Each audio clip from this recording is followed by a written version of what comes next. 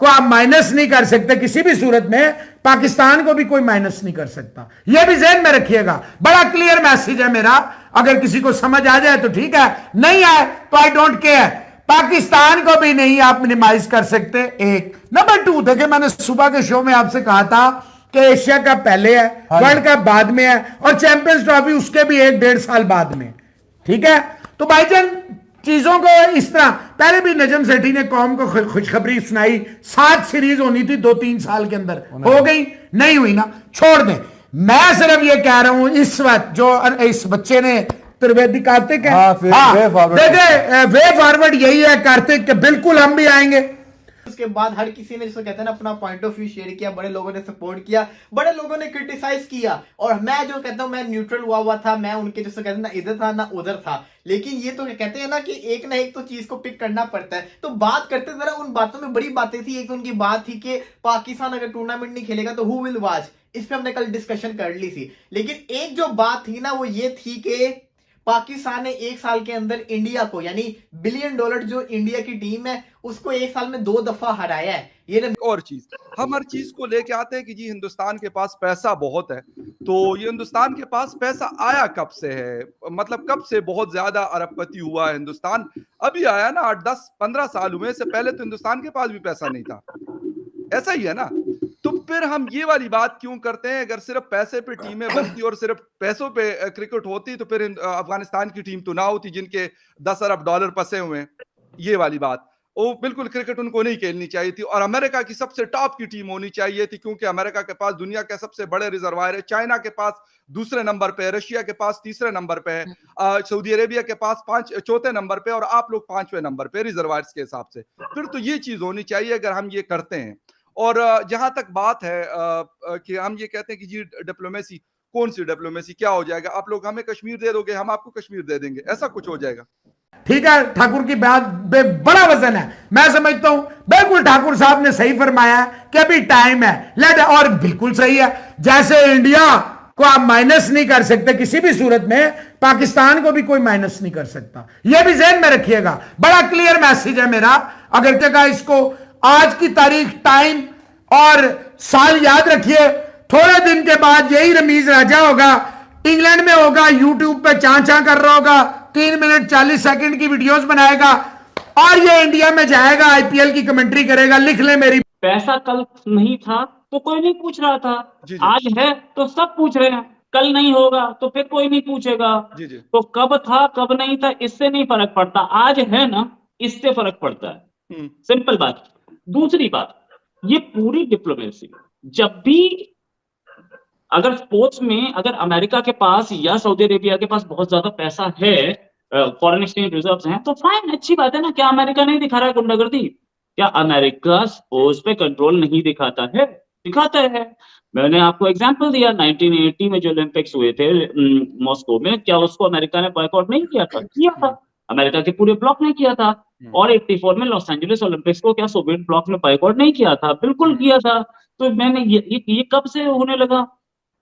Diplomacy sports में हमेशा चली है, पॉलिटिक्स हमेशा चली है, और इंटरनेशनल रिलेशंस स्पोर्ट्स को हमेशा वो करते रहे हैं। तो सबसे पहले ये कि जो राजा साहब ने कल कहा था कि अगर इंडिया पाकिस्तान नहीं आएगा तो हम भी इंडिया नहीं जाएंगे, हम भी इंडिया नहीं जाएंगे, तो उस पर डायरेक्ट तो नहीं बोला, लेकिन सवाल वहाँ पे हुए हैं। तो अनुराग ठाकुर साहब कह रहे हैं कि जनाब इंडिया जो है पावर हाउस है और ऐसा कुछ मसला वगैरह नहीं है, तो कुछ सही वक्त पे बात करेंगे इस पे।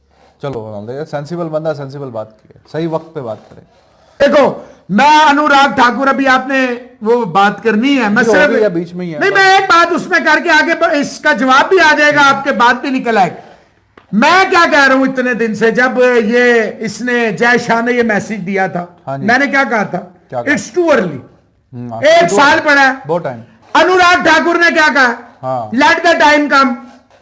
बीसीसीआई के किसी बंदे ने बयान दिया, वो यूनियन का स्पोर्ट्स का मिनिस्टर है, ठीक है, ठाकुर की बात बड़ा वजन है, मैं समझता हूं बिल्कुल ठाकुर साहब ने सही फरमाया। और वो मुझे इस वक्त स्पोर्ट्समैन कम और पॉलिटिशियन ज्यादा लग रहे हैं, इसलिए कि इस तरह की स्टेटमेंट तो किसी पॉलिटिशियन या फिर डिफेंस की तरफ से आए तो ही ठीक लगता है या उन्हीं को सूट करता है। एज अ स्पोर्ट्समैन उनको ये बात नहीं करनी चाहिए थी, और आई डोंट नो उन्होंने ये बात क्यों की है कि ये हर चीज के अंदर जो है वो पॉलिटिक्स आप लेके जा रहे हैं।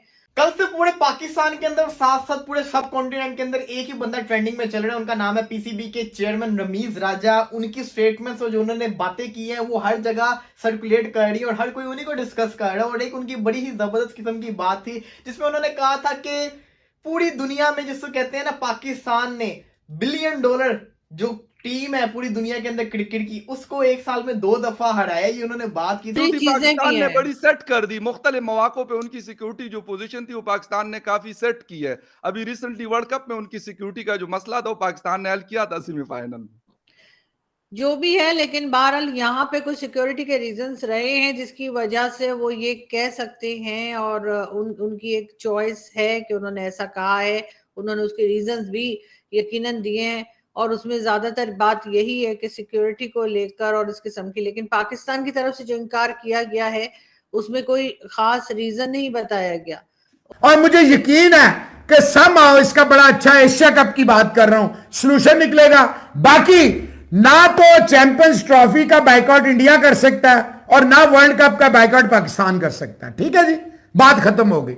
एशिया कप वो मैं आपको बताऊंगा क्योंकि अभी कई निकलेंगे अपनी अपनी मौसमी बुखार की बताएंगे, मैं आपको एक्यूरेट बताऊंगा कि होना क्या है। एशिया पॉजिटिव सेंस में देखेंगे तो वो एक तरह से बताना चाह रहे थे कि पिछले 10 से 15 साल के अंदर पाकिस्तान इंडिया को हरा नहीं पा रहा था और पिछले 10 से 15 साल के अंदर इंडिया यहां से यहां पे चला गया हुआ था कि उनकी जो वर्थ थी बीसीसीआई की वो यहां से आसमानों पे चली गई हुई थी पिछले 15 साल के अंदर। तो उस जिसको कहते हैं बड़े लेवल की टीम को हराना एक बहुत बड़ा अचीवमेंट होता है। लेकिन मैं ये समझता हूं अगर मैं इसका नेगेटिव पॉइंट देखूं तो भाई पाकिस्तान की टीम कोई कम थोड़ी है। अपनी टीम को ऐसे तो इसे कहते हैं ना डिग्रेड करने वाली बात होती है कि अगर आप दूसरी टीम को कहोगे $1 बिलियन टीम को हराया तो आपकी मतलब टीम जिसको कहते हैं वैल्यू ही नहीं है हमारी। जिसमें हिम्मत है जो अपने आप को यूट्यूबर या साफी या जो भी समझता है वो वे फॉरवर्ड बता दे, ना बता सका तो मैं बता दूंगा।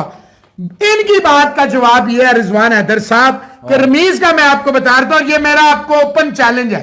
जिस मर्जी जगह इसको आज की तारीख, टाइम और साल याद रखिए, थोड़े दिन के बाद यही रमीज राजा होगा, इंग्लैंड में होगा, यूट्यूब पे चां कर रहा होगा, 3 मिनट 40 सेकंड की वीडियोस बनाएगा और ये इंडिया में जाएगा, आईपीएल की कमेंट्री करेगा। लिख ले मेरी बात, वो सिर्फ जो मैसेज दे रहा है, देखे वो 2 मुल्कों के तलकात का बेड़ा गर्क कर रहा है। 3 मिनट 40 सेकंड का क्या लॉजिक है? इतनी बनाता है ना, इससे ऊपर वो जा नहीं सकता। वो इतनी बना सकता, पाबंदी लगाई यूट्यूब ने यार उसके। देखे बोलने के लिए दम चाहिए, तपड़ चाहिए। नहीं यार, वो तो कमेंट्री पूरे मैच की करता है तो बोल तो सकता ही है कि नहीं बोल सकता? कमेंट्री मैच की हो रही होती है, यूट्यूब पे आपने अपना एजेंडा चलाना होता है। व्यूज ज्यादा आते हैं छोटे वीडियो तो, इसलिए यार मुझे नहीं पता व्यूज आते हैं या नहीं आते।